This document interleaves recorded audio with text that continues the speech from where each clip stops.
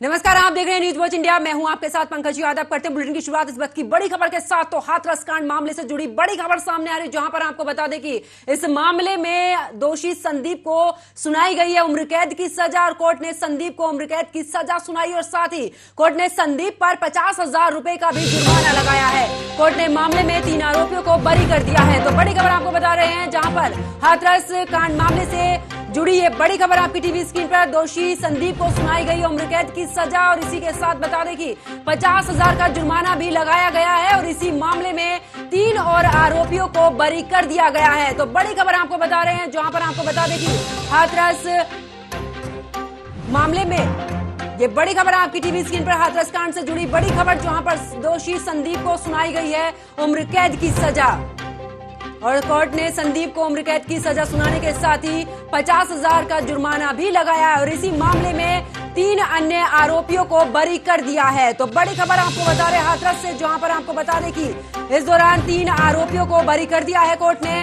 SC/ST court में ये मामला चल रहा था, और अब आपको बता दें कि इस मामले को लेकर पीड़ित पक्ष जो है वो असंतुष्ट नजर आ रहा है।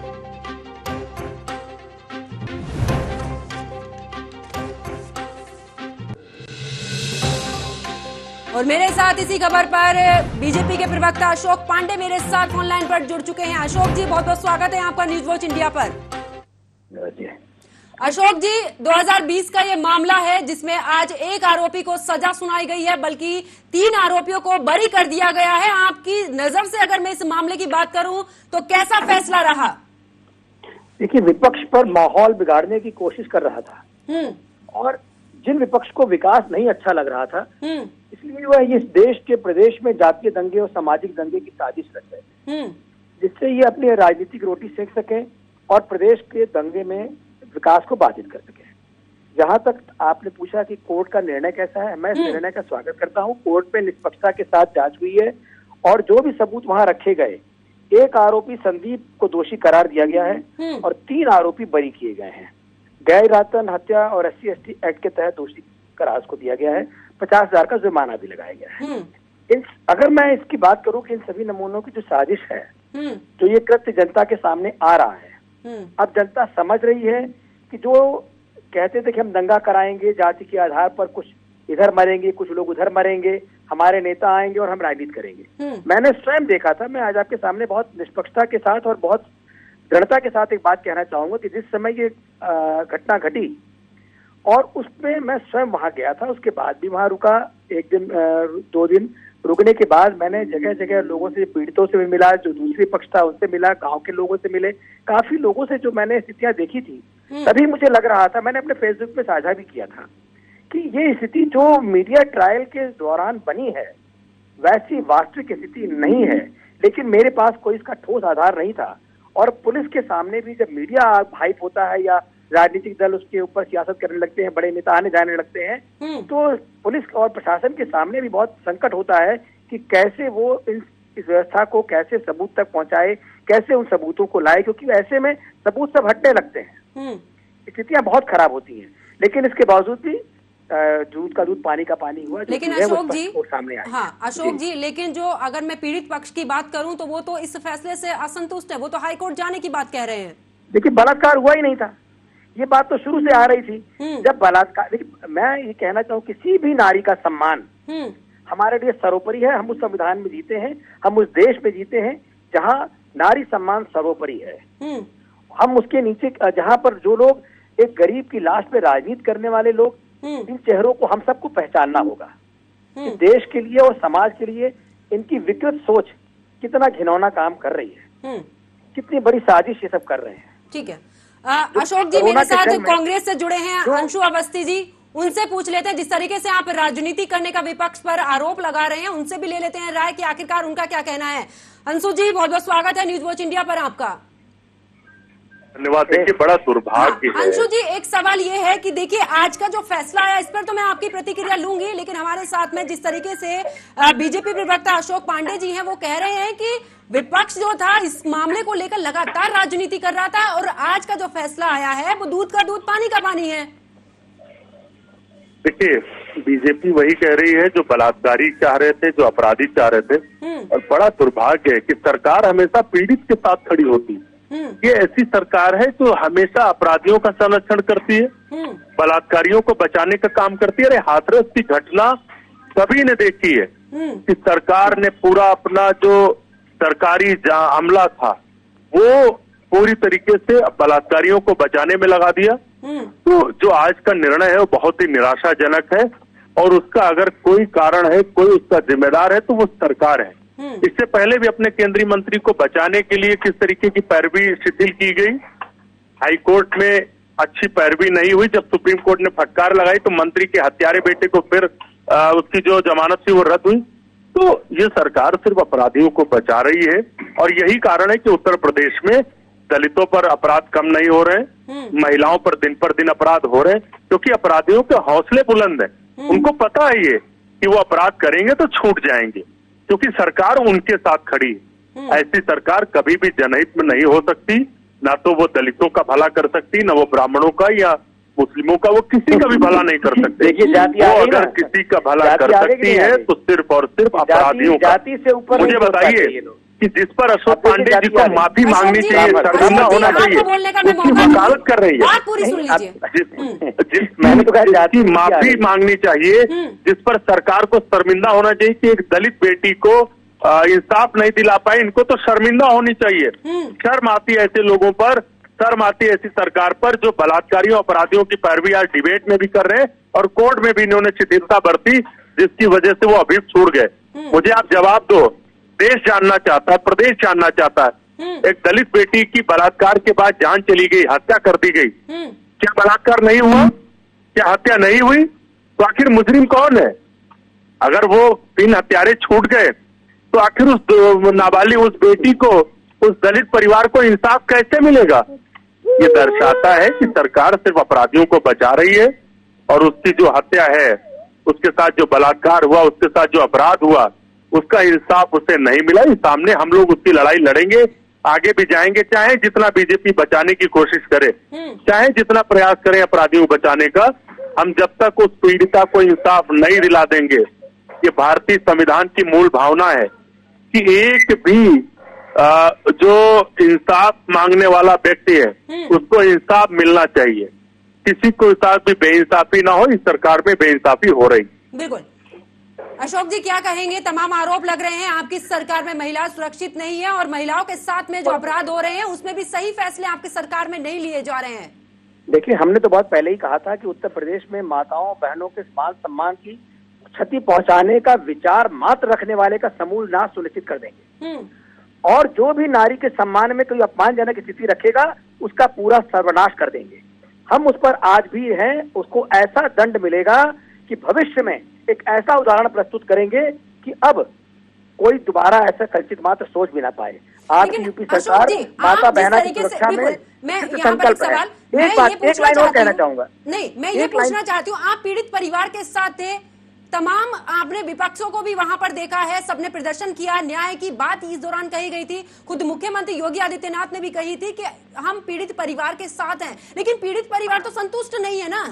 पीड़ित परिवार के साथ पूरा प्रदेश सरकार खड़ी थी, खड़ी है, आज भी खड़ी है। अब आप समझने का प्रयास करिए, संवैधानिक संस्थाओं पे हमेशा प्रश्न। मुझे बताइए ना कि उस पीड़ित परिवार को इंसाफ कैसे मिलेगा? का काम इनका रहा है, कैसे मिलेगा इंसाफ? बताइए ना। में ब्राह्मण की बात, अंशु जी अपराधियों को छोड़कर इतना हो रहे हैं, उस पीड़ित को, उस दलित परिवार को इंसाफ कैसे मिलेगा? मुझे बताइए, उसके लिए सरकार ने क्या प्रयास किए? न्यायालय जाए, हर तरफ से सरकार संवैधानिक काम वो जाएंगे, लेकिन सरकार ने क्या किया? का काम है। हम बीजेपी सरकार की मंशा तो स्पष्ट है कि वो अपराधियों के साथ है। न्यायालय किसी सरकार की परिधि में नहीं आता। मुझे बताइए, सरकार की जिम्मेदारी है पब्लिक वेलफेयर में काम करना, जो पीड़ित है उसे इंसाफ दिलाना, और ये तो अपराधियों की वकालत कर रहे हैं यहाँ पर। अंशु जी, अरे इतनी वकालत अगर उस दलित परिवार के लिए की होती तो आज वो हत्यारे वो अंदर होते। मौका दूंगी ना, आप पहले उनकी बात पूरी होने दीजिए। जी अशोक जी, मैं कह रहा हूँ संवैधानिक जो आज जितनी वकालत ये अपराधियों के लिए कर रहे हैं, अगर इतनी वकालत उस पीड़ित परिवार के साथ करते तो वो अंदर होता है, का काम है, और उस पीड़ित को इंसाफ मिलता है। सर्वोच्च न्यायालय भी जा सकते हैं। झूठे नारों पर और जाति क्षेत्र मजहब के आधार पर समाज को बांटने वाले लोग, ये वो लोग हैं जो हमेशा समाज को विभाजनकारी नीति में और मनस्थिति देखिए, जाति की बात मत करिए। अभी भी ये जाति की उत्तर प्रदेश के मुख्यमंत्री कहते हैं कि हनुमान जी दलित को कौन करता है, जाति की बात समझ में नहीं आता है। सीतामढ़ी बीजेपी के नेता स्वतंत्र देव सिंह कहते हैं, कौन कहता है ये? लोक कल्याण नहीं समझ राम बसे तो कहने वाले बीजेपी के लोग हैं। जो लोग कोरोना काल में घर से बाहर तक नहीं निकले हैं, इन्होंने कोरोना काल में तो आपके मंत्री सब हो गए तो कहते थे घंटी बजाओ, ताली बजाओ, ताली बजाओ, कोरोना नहीं दूर होता है। सबका विकास, अंशु जी, अशोक जी, यहाँ पर कोविड की बात नहीं है, यहाँ पर एक कोविड की बात कर लेना, कितने लोगों की जान चली गई इनकी लापरवाही से, आप दोनों को किस पर बात करेंगे? जैसे ही लॉकडाउन समाप्त हुआ, इन्होंने साजिश कर दी थी। आप उस दिन को याद करिए, अशोक 2020 को याद करिए। वाह भाई, कमाल है। कभी आप कहते हैं कि कांग्रेस खत्म हो गई, कभी आप कहते हैं कि हम साजिश कर दे रहे। हमारी साजिश आपकी सरकार पे भारी पड़ रही है, बहुत अच्छा है। अरे एक बात करिए ना, ऊपर जाने का रास्ता है, ये उच्च न्यायालय में जाए, जो उनके पास है उसके सामने रखे। पुलिस का जो काम था वो कर रही है, सरकार उनके साथ खड़ी थी, आज भी खड़ी है। श्रुति जी, मुझे बताइए, आप ये बताइए, क्या सरकार उस पीड़िता को न्याय दिलाने के लिए सुप्रीम कोर्ट जाएगी या वो पीड़ित ही अपनी लड़ाई लड़ेगा? मुझे जवाब दे दें, अशोक जी। दर्शक जानना चाहते हैं। सरकार का काम यही है कि अगर वो जाएंगे तो सरकार के पक्ष से हमेशा अधिवक्ता खड़ा होता है, ये तो सरकार का काम ही है। हम तो उच्च न्यायालय में भी हमारे उनके पक्ष में कमाल हो गया। हम कभी अपराधी के साथ नहीं रहते हैं। उसी सरकारों में, जिस सरकार में ये 2012-2013 में सरकार को समर्थन दे रहे थे, बलात्कारी मंच पे बैठता था मुख्यमंत्री के साथ, ये कुछ नहीं बोल पाए। उच्च न्यायालय के आदेश पर भी उसको हटाया नहीं गया, दोषी सिद्ध होने के बाद भी मंत्री बना रहा। हमने दंडित किया उसको, हमने जेल भेजा उसको, आज भी जेल में है। ये काम भारतीय जनता पार्टी करती है। ये क्या करेंगे? 2013 में समर्थन कर रहे थे उसका। तो इसलिए ये हमको सीख ना दे, ये जाति मजहब पे राजनीति करने वाले लोग हैं। ये हमेशा दलितों को फंसा करके इनको विभाजनकारी नीतियों से लोगों को लड़ाने का काम करते हैं। भारतीय जनता पार्टी सबका साथ, सबका विकास की बात करती है। चलिए अंशु जी, जवाब दीजिए आप। देखिए, जवाब तो इनको देना था। मैंने सवाल किया कि क्या पीड़िता के लिए, पीड़िता के पक्ष में क्या सरकार जाएगी सुप्रीम कोर्ट? क्या सरकार उस पीड़िता को न्याय दिलाने के लिए करेगी? उस पर तो बीजेपी के साथी ने हाथ खड़े कर दिए। इससे ये पता चलता है कि आज एक दलित परिवार को इंसाफ नहीं मिला और इनके मन में लड्डू फूट रहे हैं। उस पीड़िता को हम न्याय दिलाएंगे। वो सुप्रीम कोर्ट तक पीड़िता के साथ में। अगर मैं आपकी बात करूं, आपकी आगे क्या रणनीति, आप किस तरीके से पीड़ित परिवार का साथ देने वाला विपक्ष? क्योंकि जब ये मामला हुआ था उस समय पे राहुल गांधी और प्रियंका गांधी पीड़ित परिवार के साथ में नजर आ रहे थे, तमाम उस समय पे बातें की जा रही थी। लेकिन अगर मैं अब की बात करूं, क्योंकि हाईकोर्ट जाने की बात की जा रही है अब इस मामले में, देखिए, आज के निर्णय से ये साफ हो चुका है कि भाजपा सरकार दलित विरोधी है। भाजपा सरकार हत्यारों, बलात्कारियों के साथ खड़ी है और हम पीड़िता के साथ शुरुआत से खड़े हैं, आज भी खड़े। उनकी हम लड़ाई लड़ेंगे, उनको इंसाफ दिलवाएंगे। कहां तक जाना है? जहां तक जाना पड़ा, सड़क से लेकर सदन तक, सुप्रीम कोर्ट तक हम इंसाफ दिलाएंगे।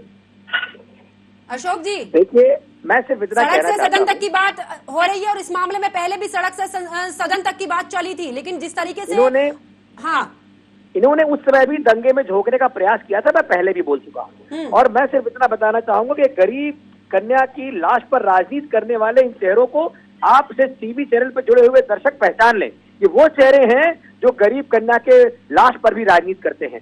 भारतीय जनता पार्टी इनको उस पर सफल नहीं होने देगी। कानून अपना काम करेगा। जहां पर भी उच्च न्यायालय जाएंगे, हमारा अधिवक्ता, सरकार का अधिवक्ता उनका साथ देगा, उनकी सुरक्षा का पूरा ध्यान रखेंगे।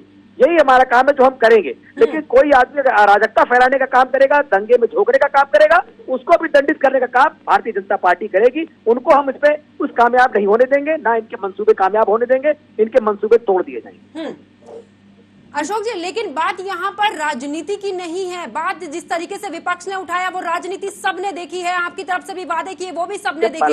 लेकिन आज की मैं फैसले की बात करूं तो पीड़ित परिवार तो आज भी दुखी है ना? नहीं, पीड़ित परिवार दुखी है। हत्या के साजिश में वो जेल चले गए, बलात्कार साबित नहीं हुआ है। अगर बलात्कार साबित नहीं होगा तो जो, अगर इन्होंने बलात्कार की धारा की वो न रखी होती, जो सही धारा थी उस धारा पे अगर उसको बचाने का प्रयास किया जाता तो निश्चित तौर पर और भी दोषी होते। लेकिन ये मीडिया ट्रायल करा रहे थे, ये प्रदेश को झोंकने की साजिश थी। मेरा एक सवाल है, आएगा उच्च न्यायालय भी जाएंगे ये लोग, वहां भी हम इनके साथ खड़े। मेरा एक सवाल है, जब पीड़िता से इस मामले में बयान लिया गया था उस दौरान उसने चारों का नाम लिया था, सजा एक को, नाम तो चारों का लिया गया था ना? 4 का नाम लिया गया था और वो चारों जेल में आरोपित भी हुए थे।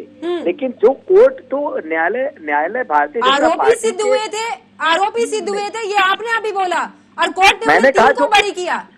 मैं हत्या में आरोपी सिद्ध हुए हैं। देखिए, एक व्यक्ति को मेरा एक सवाल माना गया। अशोक जी, लेकिन कोर्ट ने देखिए, बरी इधर किया। उधर की बात, वो गैर इधर उधर की बात मत करिए। मेरा एक सवाल है, उनके खिलाफ कोई सबूत नहीं मिले, पूरे तौर पर सबूत के आधार पर। देखिए, ये प्रश्न हमारे और आपके बीच का इसलिए नहीं बनता है, यही बात, न्यायालय हमारे आपकी सबूतों को मिटाने का काम किया सरकार के संरक्षण में, अपराधियों को बचाने का काम हुआ, सरकार के अधीन नहीं। पुलिस ने सबूतों को मिटाया है, और आज कोर्ट में जो साक्ष्य प्रस्तुत करने थे वो साक्ष्य मिटाने वाले लोग खड़े हैं। तो जो कानूनी प्रक्रिया है वो कानूनी रूप से होनी चाहिए। सरकार ने इनका साथ दिया और आगे भी साथ इनका देगी। मैं आपके मीडिया चैनल पे पूरे तौर पर दर्शकों के सामने सौगंध पूर्वक कह रहा हूं कि हर प्रकार से अधिवक्ता के साथ, इनकी सुरक्षा के साथ सरकार इनके साथ खड़ी है। किसी प्रकार का भी दुर्भावना नहीं होने दी जाएगी। लेकिन जो लोग इसके आड़ में दंगे में झोंकना चाहते हैं, दंगा कराना चाहते हैं, प्रदेश को बांटना चाहते हैं, जाति के दंगे जिस व्यक्ति से बात कर रहे हैं उन्होंने आपके कॉल को होल्ड पर रखा है, कृपया लाइन पर बने रहिए। झूठे नारे और जाति person you are speaking with has put you, ये हम लोग समझ चुके हैं और ये विभाजनकारी मानसिकता सफल नहीं होने देंगे। चलिए, अंशु जी और अशोक जी, बहुत बहुत शुक्रिया, आप दोनों जुड़े जी, और नमस्ते। अपनी बात यहाँ तक रखी, उसके लिए बहुत बहुत शुक्रिया। तो देखिए, आज जिस तरीके से हाथरस का जो मामला था उसमें एक आरोपी को इस दौरान उम्र कैद की सजा सुनाई गई है, 50,000 का जुर्माना लगा, जबकि इस मामले में अन्य 3 आरोपियों को बरी कर दिया गया है।